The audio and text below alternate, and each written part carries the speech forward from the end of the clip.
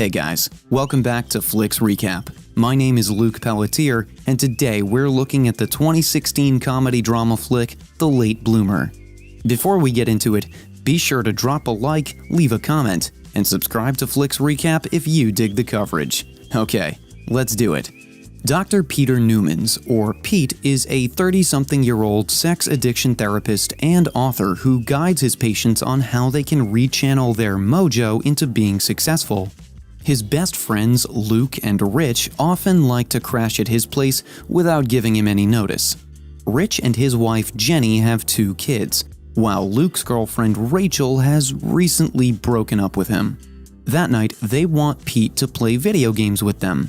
But Pete promised his friend and neighbor Michelle that he'd go over to her place for a small get-together to try out some of the new recipes she's come up with.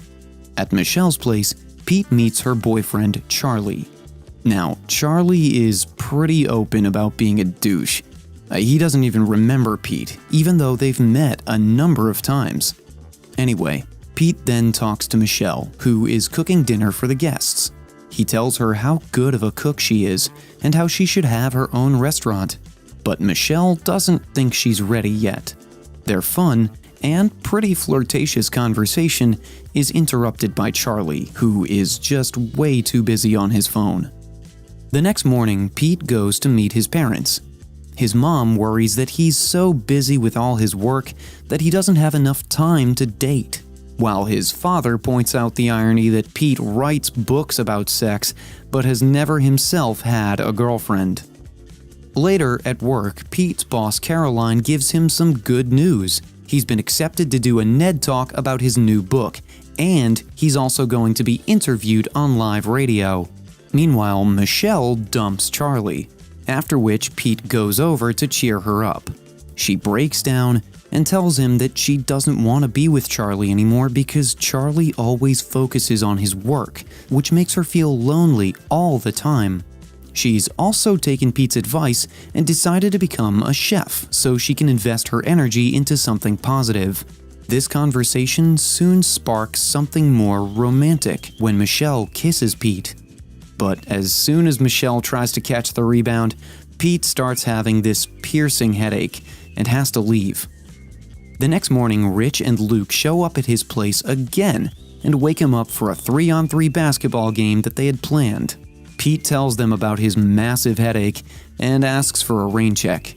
But at the same time, Michelle shows up to thank him for being there for her the previous night and apologizes for the kiss. On their way to the basketball game, Luke and Rich advise Pete to take his chance with Michelle now that she's back in the dating pool. But Pete doesn't want to take advantage of her emotional vulnerability. Very wise, Pete. I respect that. Later, while playing basketball, Pete gets knocked square in the nuts, so hard that he actually passes out. He gets taken to the hospital, where his brain scan reveals that he's had a benign brain tumor that's been pressing up against his pituitary gland, probably for many years. As a result of this tumor, his normal male development has been compromised, so he had been maintaining this low level of testosterone. Basically, he's never gone through puberty. As mortifying as this might seem, Pete actually finds some comfort here because now he has an explanation for why he's been so different from most other guys. He excitedly tells his friends about it. He shares how he has never had an erection before, and how he never went to a doctor about it because he didn't want to know the diagnosis. I'm not sure if I'd be as hyped as Pete is, but hey, different strokes for different folks. Soon, Pete undergoes a surgery to have the tumor removed and stays with his parents for a few days to recuperate. But a few days later, he tells Luke and Rich that he's not feeling any different than he was before the surgery, and now is worried that the operation might not have worked. Fortunately for Pete, Luke and Rich are way ahead of him. They've hired a professional dancer to perform for him. Unfortunately for the guys, her display doesn't do anything for Pete either. Luckily, and I use that term very loosely, luckily, things begin to change the next morning when Pete finally gets his first erection, and at 30 years old, crosses the threshold from being a child into being a young adult. And he moves pretty quickly too, because he is discovering himself pretty much all the time and anywhere he goes. Even at work, especially at work, because listening to his patients talking about their kinks and otherwise non-conventional sex lives turns him on, like a lot. Soon his face is covered in zits, and this is enough to make him decide to visit his doctor about his urges. The doctor tells him that because his puberty has been delayed by almost 15 years, he's probably experiencing all of it at an accelerated rate now. And all this time, Michelle has been thinking that Pete was away due to a family emergency. By this time, she's decided to go to Santa Barbara on a culinary retreat organized by some famous chef and restaurateur named Bobby. But she clearly cares a lot about Pete. She video calls him from Santa Barbara and tells him that she's at Chef Bobby's house. She also tells him that she finds Bobby very handsome, which makes Pete super jealous. Meanwhile, other symptoms of puberty continue to hit Pete in unexpected and inconvenient ways. During his live radio interview about his book, his voice keeps cracking. Later, he acts out in front of his parents. And when Michelle calls again, he is so jealous of Bobby that he hangs up on her in anger. He also has this weird powwow with his teenage neighbor Josh and starts overly relating with the kid. Josh gives him typical teenager advice about how Michelle must be very experienced sexually and that Pete should show her that he's just as seasoned. Pete takes Josh's advice pretty seriously and goes on some practice Tinder dates to literally get a few experiences under his belt. One night, Charlie shows up at Michelle's apartment, feeling apologetic and wanting to get back with her. Since Michelle is away, he talks to Pete and leaves some flowers at her doorstep. When Michelle returns from her retreat the next day, she thinks that Pete had left the flowers for her. Pete acts as though he did actually get her those flowers, and finally musters up the courage to ask her out. And she agrees to go out with him. But Pete has forgotten that he's supposed to babysit Rich's kids that night, because Rich and Jenny are going out to celebrate their wedding anniversary.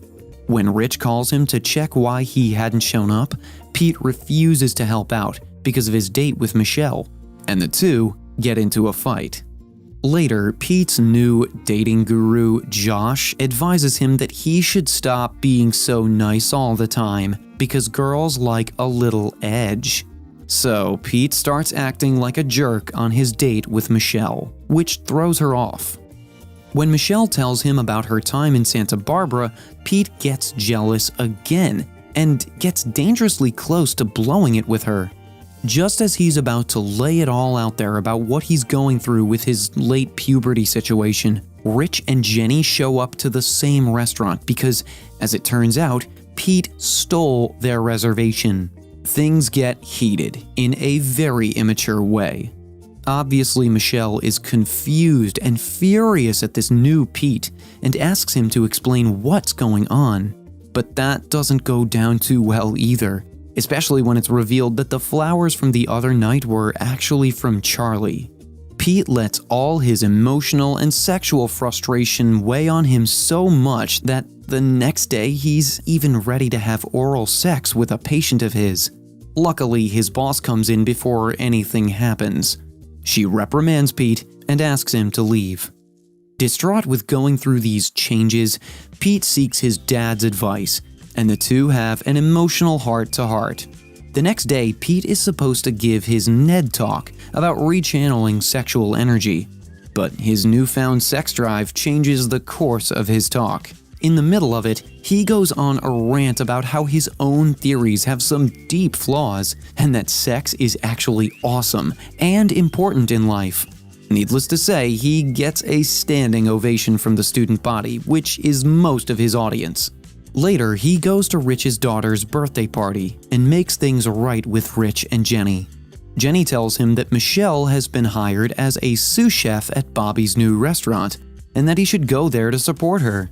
He does exactly that, but Michelle isn't happy to see him. She's already back with Charlie and wants Pete to leave. But Luke and Rich egg him on to tell her everything, and so he makes a very public confession about his late puberty. And in the end, Michelle breaks up with Charlie, and she and Pete kiss. The film comes to a close with the launch of Pete's new book and a pregnant Michelle standing by his side. The Late Bloomer is a light and funny film which gives off the same vibes as some of those early Y2K comedies like The 40-Year-Old Virgin. I mean, conceptually it's got a pretty similar story too. I can tell you right now, I probably wouldn't have minded if puberty only lasted like a month tops. A little angst here, a few misplaced dreams over there, and add a moment or two that seemed important at the time but really didn't matter in the long run to flavor. All kidding aside though, while I usually cover films with a bit more gristle, what makes this film super interesting to me is that it's actually based on a true story. The life and times of entertainment journalist Ken Baker, who published a memoir about his experience as a late bloomer. Yeah, the more you know, I guess. But what did you think of this film? Let me know in the comments below. And of course, be sure to drop a like for the commentary and subscribe to the channel so that you don't miss the next recap. Until next time.